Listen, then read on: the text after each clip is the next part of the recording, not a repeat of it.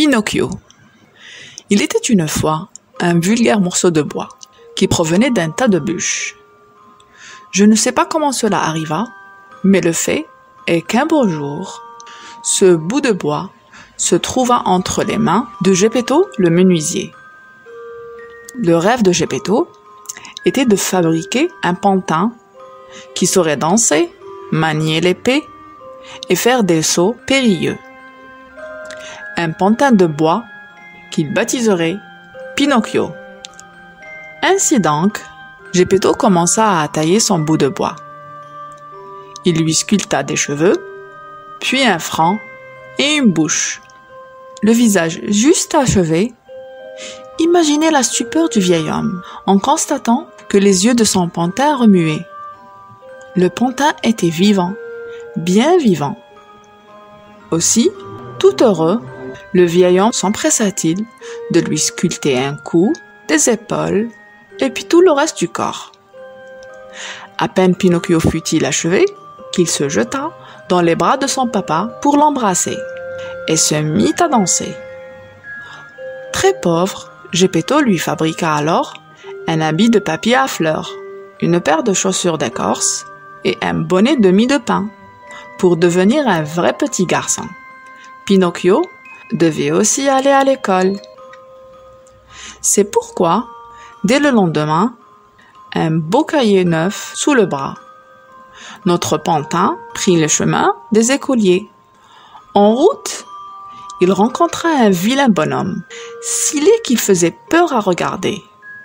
Sa longue barbe était plus noire qu'un gribouillage d'encre. Ses yeux étincelaient comme des lanternes rouges. Terrorisé, Pinocchio s'enfuit et courut aussi longtemps que ses jambes de bois le portèrent. Il arriva dans un champ où il trouva 5 pièces d'or qu'il voulut ramener à son pauvre père.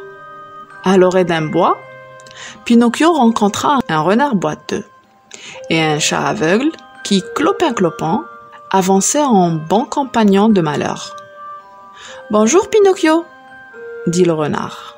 « Oh, les belles pièces d'or !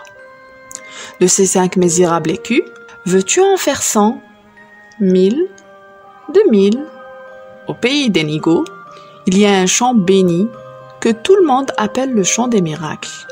Si tu y creuses un trou pour y déposer un seul écu d'or, le lendemain tu trouveras un arbre chargé d'autant de pièces d'or qu'un bel épée peut contenir de grains. Oubliant toutes les bonnes résolutions, Pinocchio s'exclama « Allons-y tout de suite !»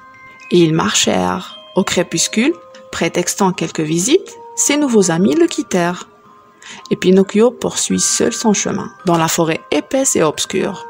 Soudain, 2 silhouettes menaçantes jaillirent des taillis. « La bourse sous la vie !» s'écria l'un des 2 bandits, armé d'un couteau. Rampe comme l'éclair, Pinocchio lui happa la main qu'il coupa net d'un coup de dent. C'était en fait une patte de chat, celle de celui qui croyait son ami. Notre pantin s'enfuit à travers la forêt. Mais, crac! Un piège se referma sur sa cheville. Pinocchio fut pris d'un tel tremblement que l'on entendait cliqueter les jointures de ses jambes de bois. Comme par magie, apparut alors une enfant, belle comme un ange, aux cheveux bleus et au visage blanc de cire. Elle libéra le pantin et lui dit d'une voix d'outre-monde: « Petit Pinocchio, rapporte ces pièces d'or à ton papa. »« Je les ai perdues, » mentit Pinocchio, qui en réalité les avait dans sa poche. À peine eut-il prononcé ce mensonge que son nez, déjà lent, s'allongea, devint si démesuré qu'il ne pouvait plus se tourner de quelque côté que ce fût. La belle enfant, qui n'était autre qu'une fée, se mit à rire. « Pourquoi riez-vous » demanda Pinocchio, soudain honteux. « Je ris des mensonges que tu oses proférer. On reconnaît toujours les garnements de ton espèce à ce qu'ils mentent et ne vont pas à l'école. » Apitoyée, la bonne fée frappa néanmoins 3 coups dans ses mains. Et ce nez énorme, disproportionné, retrouva sa dimension naturelle. « C'est bien fait pour moi. J'ai voulu être paresseux, joué au vagabond, j'ai suivi les conseils des faux amis, la malchance me poursuit. Si j'étais resté chez mon papa, je ne serais pas si malheureux, se lamentait notre pantin. Et il jura à la fée d'être un bon petit garçon, de bien travailler à l'école. Avant de disparaître, cette dernière frappa une dernière fois dans ses mains et un pigeon apparut dans le ciel. « Pinocchio, viens avec moi », dit celui-ci. « Je viens de voir Geppetto qui se fabriquait une barque pour te chercher de l'autre côté de l'océan. Cela fait si longtemps que le pauvre homme te recherche qu'il est prêt à affronter les tempêtes pour te retrouver. Il faut le sauver avant qu'il ne soit trop tard. » Pinocchio s'assit sur le dos du pigeon et ils s'envolèrent loin vers l'est. Geppetto était déjà au large. Pinocchio eut juste le temps de voir une vague plus terrible que les autres renverser la frêle embarcation. Cette dernière coula et ne réapparut plus. « Je crains que ton père n'ait été avalé par le terrible requin. » se lamenta alors le pigeon. « Ce monstre est plus gros qu'une maison de 5 étages, et sa bouche est si large et si profonde qu'une diligence avec tous ses chevaux pouvait y entrer. » Effrayé par ces mots, Pinocchio perdit l'équilibre et tomba dans les flots. Heureusement, le pantin de bois savait nager et voulut rejoindre une île à l'horizon. Mais une horrible gueule de monstre marin filait vers lui et l'engloutit si brutalement qu'il tomba inconscient dans le ventre du grand requin. Plusieurs jours passèrent.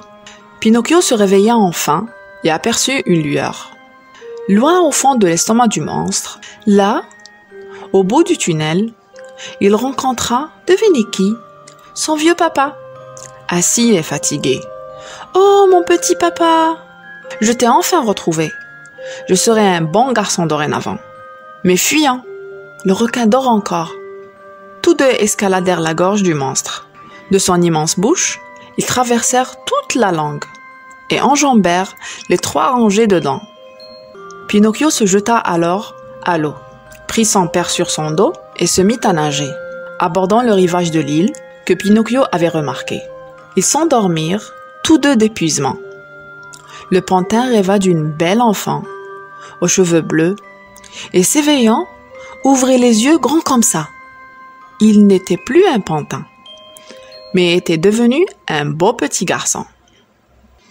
Voilà les petits, l'histoire prend fin. À bientôt!